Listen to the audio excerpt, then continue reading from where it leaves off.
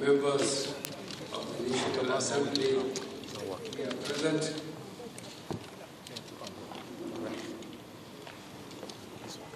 former executive state governors here, members of the Benue State House of Assembly and Executive Council, members of state judiciary, service chiefs, and representatives of the Inspector General of Police, top government functionaries,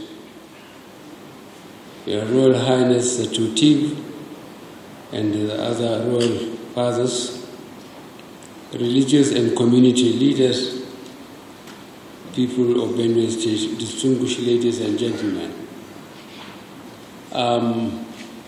I congratulated the governor for his speech, and I told him that he has succeeded passing the buck. As usual.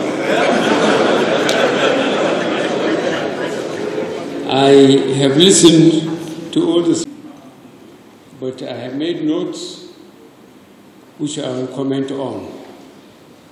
But firstly, I will start by a famous quotation that loyalty is a two-way traffic. When the incident happened here in Benue State, the disaster, by some fabulous coincidence, I was visited by two of your senators, Akume and Gamade. And luckily, in front of me, there was a written report which I call the Ajit Right. And I discussed with them on one-to-one basis that when you are a leader at every level, you have to be loyal to people below you. Whether they extended that loyalty to you or not is totally a different thing. The easiest thing for me to pass the buck was to go on the air and accuse the IG for being too slow and not using the intelligence available to him and his resources to foresee the action of the cattle rearers and so on. And therefore get ready so that they don't cause as much havoc. People will believe me, but I will be disloyal if I do that. But what I did when I was not satisfied with the reaction was to call him and read the Right Act. And this he moved here, I didn't know, he didn't even spend a day, he ran to Nasarawa. It's only now I'm knowing that. But I know I dispatched him here, but I took the two senators I mentioned into confidence and explained to them. I came here now and I expect to meet this group. But what I would appeal is a question of you in your various constituencies to apply for restraint.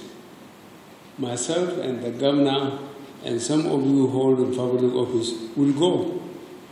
But the relationship between cattle herders and the farmers in Benue State will continue beyond us as it was before us. This is the reality of the situation. And it's fall on you as the leaders of the various communities you come from to keep on in touch and keep on leading them and advising them to live peacefully. What can we do with each other in Nigeria? There are about 250 cultures at least. Every one of them has run across ethnicity and religion. So nobody can question God. Why did God put us together? Even we fought for how many months? I saw my colleague here, Tom Atompera. We started from Gafiam. He was in the engineers preparing the places for me while I was passing with my troops. And we had a problem with some of our chiefs when we eventually found ourselves in the rear for a few weeks in Usuka. and we had a problem with one of our chaps in the garden. He was going into the Suka library and filching books. This is the only, I think, thing I have done, to take books from the library and read them while I was in the trench. And we asked him, what the hell are you doing? He said, I do boom ball. So when we say boom ball, myself and the Pera, we know what we meant.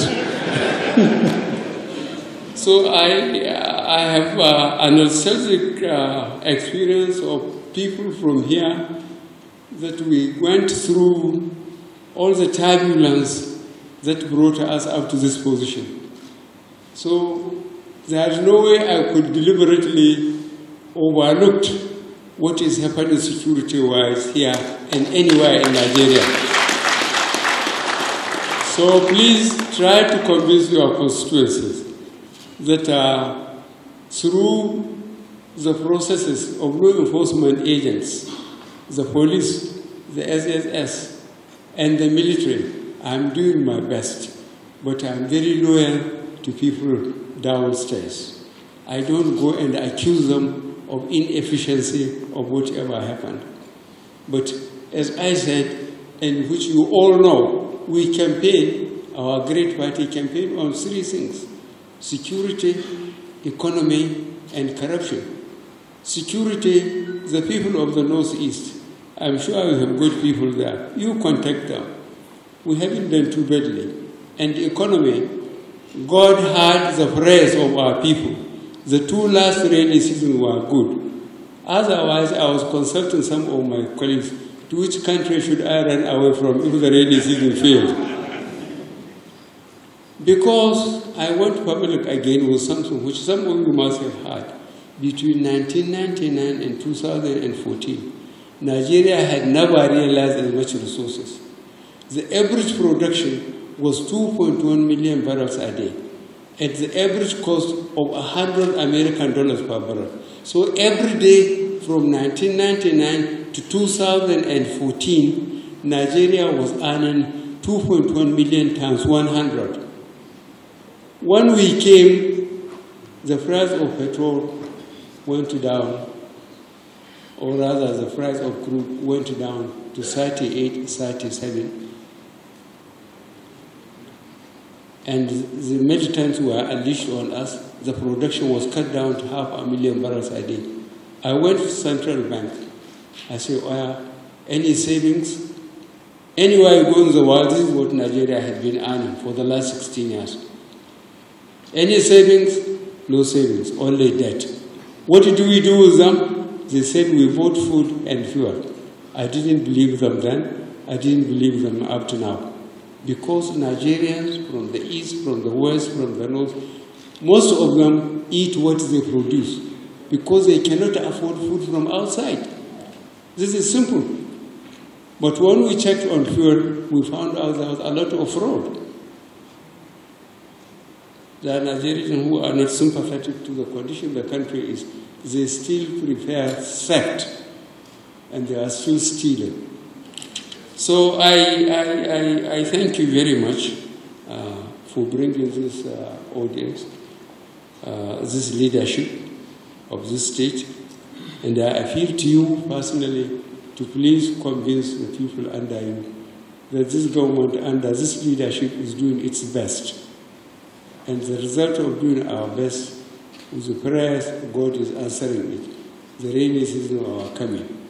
Ministry of Agriculture and Rural Development, thank goodness your minister is from here. What qualified him was when he left his job, he went to the bank and borrowed money. I don't know whether he would like me to say this publicly. He went and borrowed money and went to the farm. And he was lucky, he was successful, he paid back. So I know he knew all the programs from the bottom to top as far as agriculture and rural development is concerned. This is what qualified him to be in my cabinet, and he has been a great success. The governor of Central Bank too helped. So we will continue to do this. this year, we will make sure we empower farmers, and we hope the states will help, and we will continue to do it. And our success is very clear. We cut down importation of rice by at least 90%. By 90%. If Nigerians don't eat foreign rice, they have got local rice. So Ebonyi, Lagos, Benue, Jigawa, Kebbi were doing extremely well. So, ladies and gentlemen, I thank you very much. I have also heard about the shopping list in terms of infrastructure. Roads, I heard about taking of some institutions. I'm not denying anything here, but keep on praying that the economy will improve. And I'm not promising anything. When I come back on campaign, if I'm coming back on campaign, I may promise. Thank you very much.